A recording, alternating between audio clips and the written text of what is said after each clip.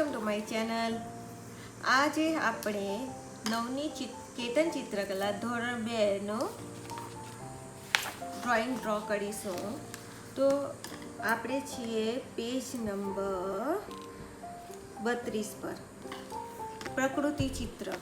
હેતુઓ: બાળકોમાં રેખા કૌશલ્યનો વિકાસ થાય, બાળકોમાં રંગ કૌશલ્યનો વિકાસ થાય, બાળકોમાં પ્રકૃતિના તત્વોનો પરિચય કહેવાય. ડાબી બાજુ ઉપર જુદા જુદા આકારો દર્શાવેલ છે. આ આકારોનો અભ્યાસ કરો. આ આકારોનો ઉપયોગ કરી નીચે પ્રકૃતિ ચિત્ર રૂપે સુંદર દ્રશ્ય ચિત્ર દોરેલું છે.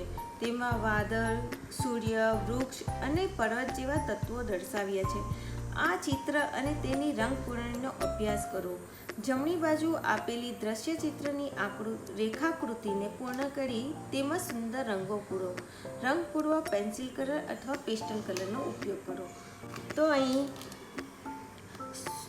રાઉન્ડ, ટ્રાયેંગલ એટલે કે આપણને અહીં જે એલિમેન્ટ યુઝ થયા છે તેના શેપ અહીંયા આપી દીધા છે અને આ શેપનો યુઝ કરી અહીં પર્વત, વાદળ, સૂર્ય, ટ્રી બનાવ્યું છે, વૃક્ષ બનાવ્યું છે.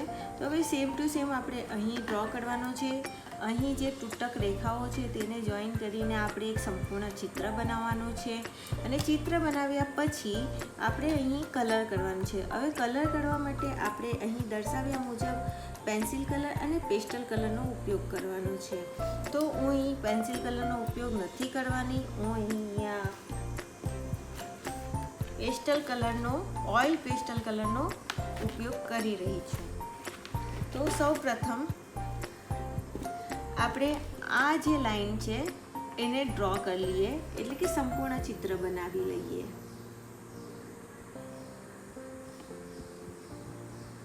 હવે આ રીતે આપણે સંપૂર્ણ ચિત્ર તૂટક રેખાઓ જોઈન કરીને બનાવી લેવાનું.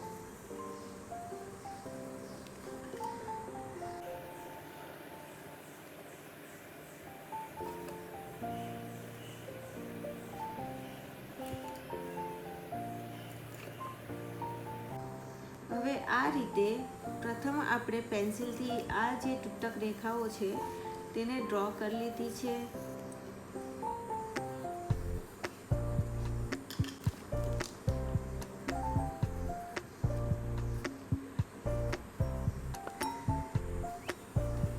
આ રસ્તો જઈ રહ્યો છે.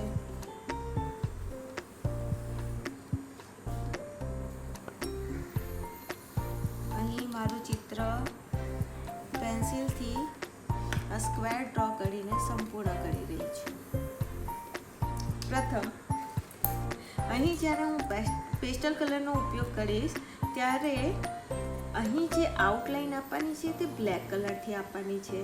તો અહીં તમે બે રીતે કરી શકો કે પ્રથમ તમે સ્કેચ પેનનો ઉપયોગ, બ્લેક કલરની સ્કેચ પેનનો ઉપયોગ પ્રથમ કરીને બી કરી શકો, યા તો તમારું જ્યારે કલરિંગ કમ્પ્લીટ થાય ત્યાર પછી પણ તમે એની અંદર બ્લેક કલરની સ્કેચ પેનથી આઉટલાઈન કરી શકો છો.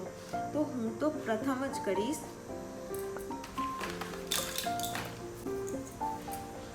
તો આ છે મારી બ્લેક કલરની સ્કેચ પેન, એનાથી આઉટલાઈન કરી રહી છું.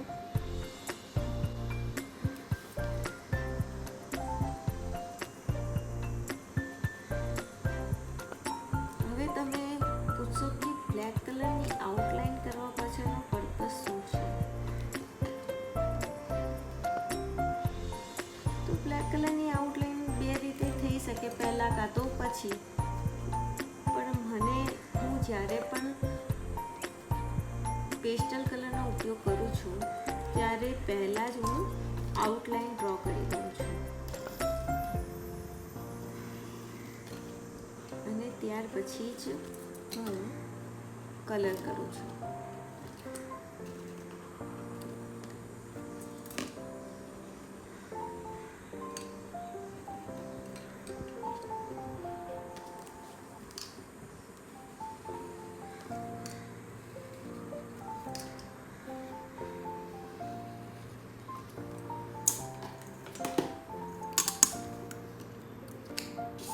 સ્કેલનો ઉપયોગ કરીને હું સ્ક્વેરને કમ્પ્લીટ કરીશ, એટલે કે ચોરસને કમ્પ્લીટ કરીશ.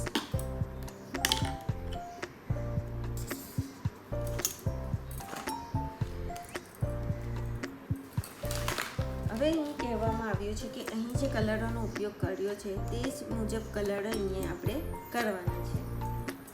તો પ્રથમ વાદળ માટે હું બ્લુ કલર લઉં છું, આ લાઇટ બ્લુ લઉં છું.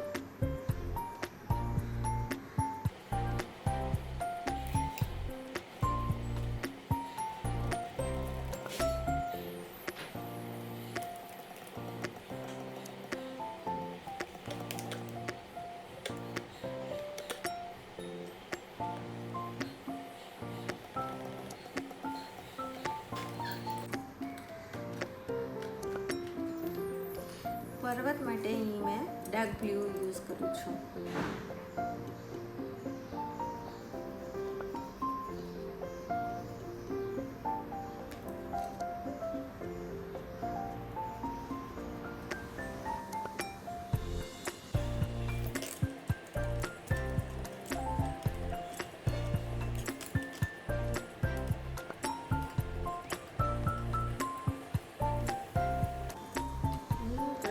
આઉટલાઈન કરી દઉં છું,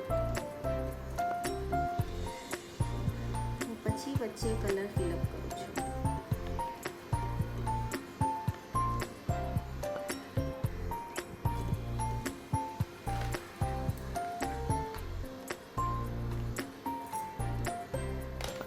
હવે રસ્તા માટે ડાર્ક ગ્રીન લીધો છે મેં.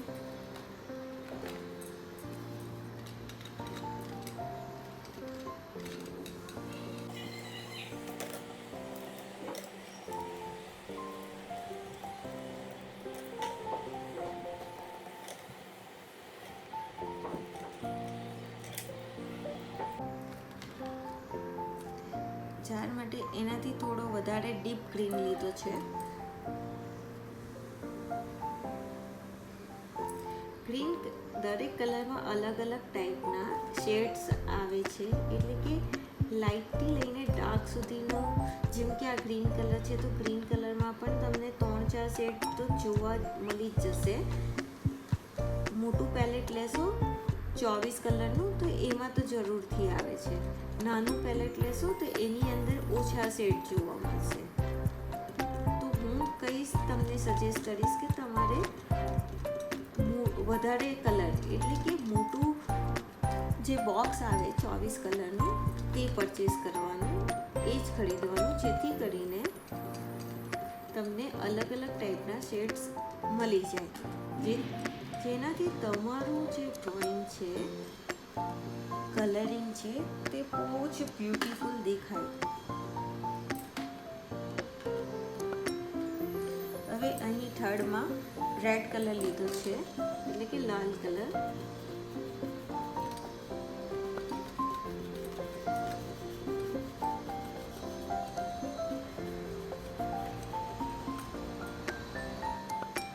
સૂર્ય પણ લાલ કલરથી બનાવ્યો છે.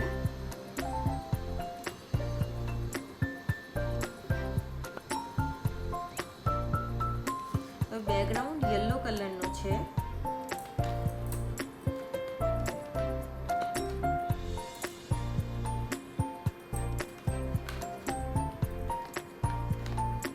અહીં મારી પાસે 3 ટાઈપના શેડ્સ છે, તો હું આ જે યલો છે તે યુઝ કરીશ.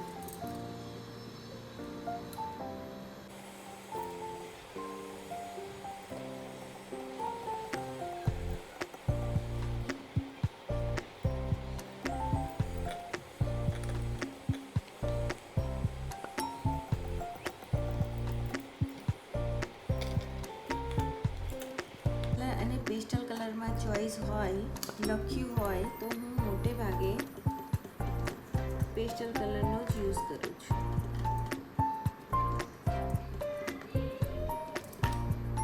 હવે મારું ડ્રોઈંગ અને કલરિંગ કમ્પ્લીટ થઈ ગયું છે. જુઓ કેટલું સરસ દેખાઈ રહ્યું છે. તો આ જ રીતે તમારે પ્રકૃતિ ચિત્ર કે દ્રશ્ય ચિત્ર આ રીતે ડ્રો કરી શકાય છે. તો પ્રથમ જ્યારે તમે આ ડ્રો કરો તો આ ટાઈપના શેપ્સનો તમે પ્રેક્ટિસ કરી લો તો તમે બહુ જ આસાનીથી આ ડ્રોઈંગ કમ્પ્લીટ કરી શકો એમ છો. હવે મારું આ ડ્રોઈંગ કમ્પ્લીટ થઈ ગયું છે. હું તમને મળીશ નવા વિડીયો સાથે, નવા ટોપિક સાથે. Bye bye. જો તમને આ વિડીયો પસંદ આવ્યો હોય તો લાઈક અને શેર અને મારી ચેનલને સબસ્ક્રાઈબ કરવાનું ભૂલતા નહીં.